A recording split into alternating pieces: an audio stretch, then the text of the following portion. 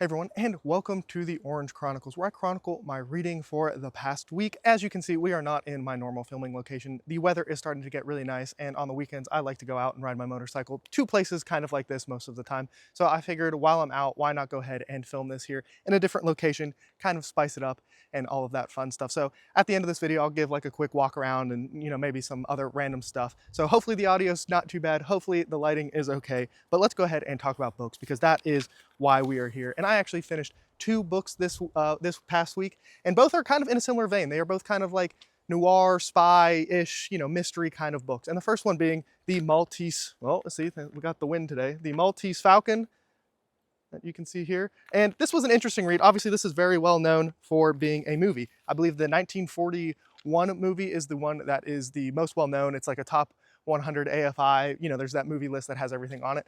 And while I enjoyed this is not like a new all-time favorite or anything like that. This ended up being like a solid 3-star read for me. I can see the appeal to it. I do want to go and watch the movie, but this didn't like blow me away or anything. Now, one thing I do think is funny is the main character here is named Sam Spade. And I read a series of Christmas books in December that chronicle Sam Shovel, the snowman. And I had no idea that there was a connection between the Maltese Falcon and that. Patricia Meredith, who writes those books like Death of the Christmas Tree Salesman, there's so many like callbacks and things to famous books and everything that has got to be the reference. And if I hadn't read this, I would have had no idea. So like I said, it was fine. Not anything amazing. The writing is a little interesting, as in we never really get any internal thoughts from anybody.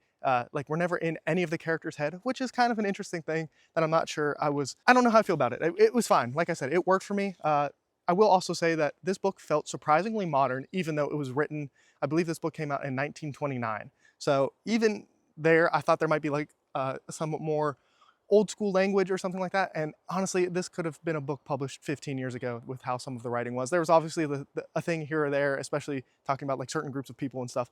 But in general, I was very surprised at the writing, and overall, it was a good time. Like I said, not a new all-time favorite or anything like that, but it was just a good time in general. And then the other one I read is Call for the Dead by John le Carré. This is the first book in the George Smiley novels, and basically how this series was pushed to me was this is kind of like the opposite of James Bond, right? James Bond is this larger than life character. It's not real spy work. It's pretend spy. It's action Hollywood kind of spy stuff, which makes sense, and this is supposed to be a little bit more grounded, a little bit more real. And while yes, that is true, it does feel like it is missing some of that charm. Some of that charm that I always talk about when I talk about the James Bond novels. I have read all 14 Ian Fleming James Bond novels, and one defining characteristic of the James Bond books is they had this uncanny feeling of just charm, and there was just something about them that I always really just liked. And I don't know if maybe it's because they were a little bombastic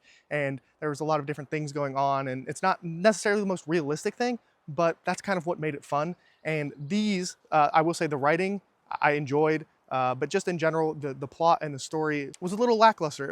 It just lacked that charm. And it's not really the best description to give to somebody, because what does charm mean? It means different things to different people, and some things are gonna work better for other people than for me, and vice versa. But for me, this was fine. I am going to continue because this is obviously the first one. I wanna see how this character evolves.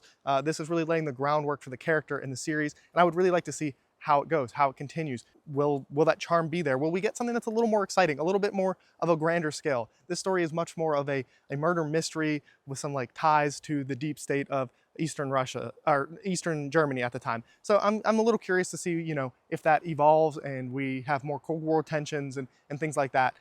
So I am just kind of curious. I've heard a lot of good things about these books in general, so I just kind of want to see what happens. Now let's quickly talk about what I'm still reading, and I am still reading The Fugitive Prince by Janie Wertz. I have only made a little bit of progress here, but I plan on actually, once I get home, sitting down before the Super Bowl and reading this quite a bit. I think, I enjoy it. I don't have too much difference to say other than I'm very interested now that it really feels like we're starting to get a separation between the two main characters and the directions that they are going. We have one character who's out exploring the world. We have another character who's really trying to consolidate his power. And I'm really finding it interesting to see what the difference between those two kinds of things is and how things are going to progress, and political maneuvering, double crossing, characters conflict. There's a lot of interesting stuff going on in here that I'm just, really looking forward to getting to.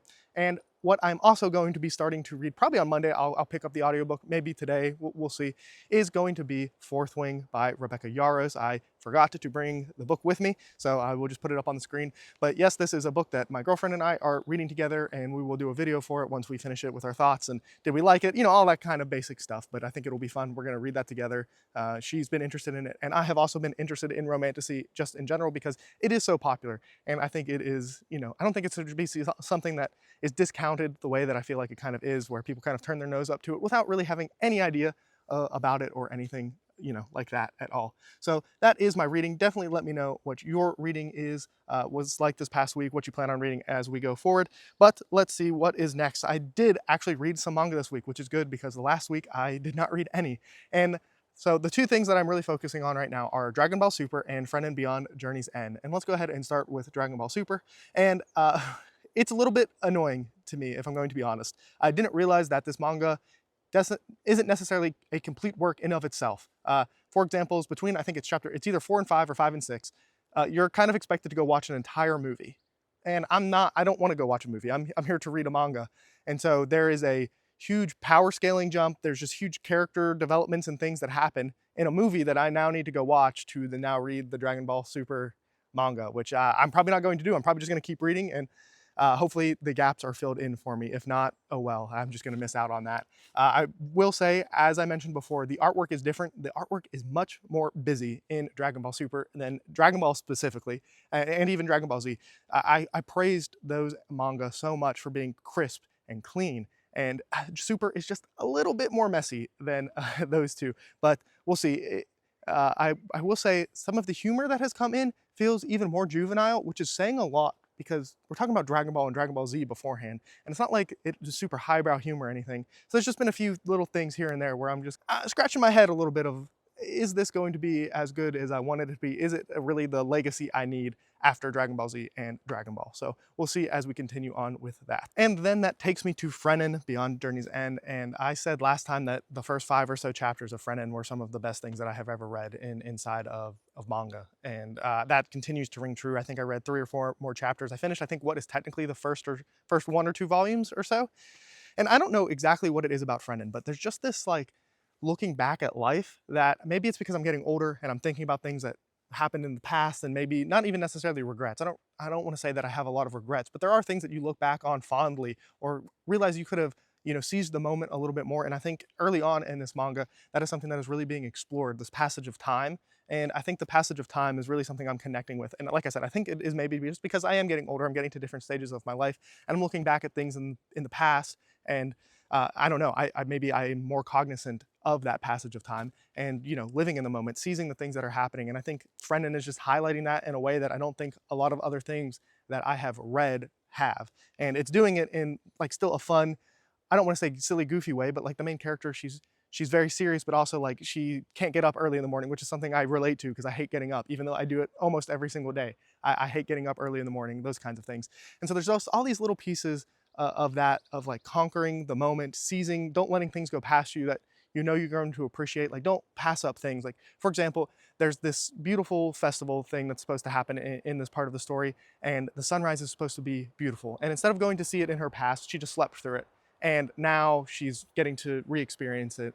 And I think just little things like that resonate, especially for me personally as I get older, to not let opportunities pass by when it's something I easily could have done. And so I think that's just something I'm connecting with a little bit more than I expected to. I expected this to be a much more fun, magic-filled story, and there is magic.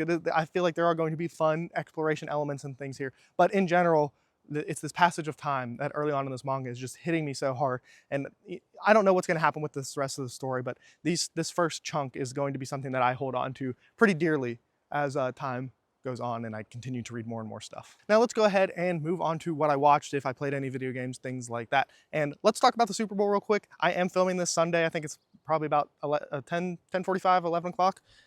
And my watch is too dim, I can't see it. I don't know why I looked at it, and I have sunglasses on, I couldn't see it anyway. But hopefully the Super Bowl is a good game. I'll be honest, I have friends who are really big Chiefs fan.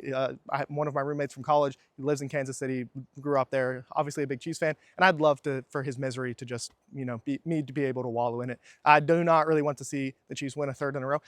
I really don't want to see the Eagles win at all either because, well, I'm a Steelers fan, and so the other side of the state getting a Super Bowl doesn't really sit well with me either. But I will say, I think it is so hard for me to pick against the Chiefs. But there is just something about that Eagles defensive front that I think is different than pretty much any other one. I think across the entire front, they have four real like guys, like dogs that can really get it done. And I think that might be enough to disrupt Patrick Mahomes and the Chiefs offense in a way that they haven't really had to deal with too much. So we'll see. I'm slightly leaning towards the Eagles. I think Saquon can have a very big explosive game because the Chiefs run defense hasn't been as good as it, especially in these latter, like I'd say about 7 weeks. It hasn't been as strong as it was a little bit earlier in the season. That doesn't mean Chris Jones isn't amazing or anything. It just means that I think there's an exploit that if they just run the ball, they can take. So we'll see what ends up happening there. I also got the chance to sit down and actually play some video games this week. Not a lot. This work has been very hectic for me, but I did take an opportunity to play like an hour of Red Dead Redemption 2. One of my goals last year was to finish that game. I've probably played 4 hours of it. So it is going to continue to be one of my goals for 2025 to finish that game and a bunch of other games in my backlog, but we'll see if that actually happens. And I am still watching Reba.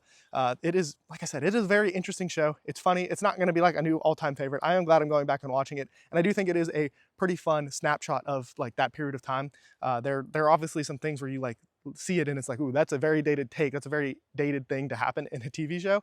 But it is just funny. And it is also funny to see some things that still resonate today. Like I just watched an episode where they're worried about like what is being put into food. And it's like, that's obviously a very conscious topic that people are talking about today. And so I just, it just shows that the more things change, the more things stay the same. And the only other thing I've really watched recently is a lot of Jeopardy, pop culture Jeopardy, a little bit, not as much, but then also celebrity Jeopardy. Me and my girlfriend really love Jeopardy, so watch it, kind of nerds, and play along and all of that fun stuff. She really wants to go on pop culture Jeopardy because she is definitely a pop culture nerd, so she would do really well. Me, not nearly as much. There are some very niche categories where I like can get them all, but I don't know a lot of actors' names. I don't know a lot of things people have been in. So for the most part, I wouldn't be, except for some very random, strange things that somehow I do know. And then let's just finish up with what was on the channel and maybe some things that are coming up in this week. So on the channel this week, I did my Cosmere tier list. That was a pretty fun video. And I went back and looked, and pretty much as I was editing it, I was like, ooh, I would change a few of these things, which is always fun. And that's how I kind of figured that would go. In the most part, my very top tier stuff is going to be the same. It is probably always going to be Words of Radiance and The Way of Kings. There's some other stuff that's a little bit lower down for me, but in general, it's a fun time. I would love to hear your Cosmere rankings. Like, you don't have to give me the whole 20 whatever books, but like, I'd love to hear what your like top 5 are or something like that, because that was a fun video for me to make. And then the only other thing I think I have coming up is I am supposed to be on Jake's channel over at Nerd Level Rising. I believe we were doing that on Tuesday at 7:30. So have your eyes out for that. I will definitely post something like the day before or day of in the community channel so you guys can see that. It should be a good time. We have been in a few discussions together, so I'm looking forward to talking to him a little bit one-on-one. But that is all for me. That is my week. I don't think I'm forgetting anything, and if I am, oh well, I'll talk about it at another point. But like I said, I am out here in nature. I did ride my bike, so I will go ahead and show you guys around if you are so interested in it. So let me go ahead, and I'm in Sand Hills Nature Preserve, National Nature Preserve. I can't remember exactly what it is, but there's just a road over here that I rode in on, nice dirt road. And yeah, actually the location, some of you might remember, this is not the same location that I filmed my Memory of Ice vlog. This is the same area, but this is not the same like little pond. I tried to go there and it's actually closed right now because it is technically the off season, even though it is getting very warm. So I just wanted to do something a little different. And if you are interested, you can see the mess that I have over here on my bike with my backpack and everything. So yeah, it was about a 2-ish hour ride, maybe closer to an hour and a half to get out here, but it is well worth it. I love riding around out here, especially getting a little bit of off pavement work. So once again, let me know how your week was. I'd love to hear and talk with you down below in the comments, but that's all for me. And remember, read what you want when you want.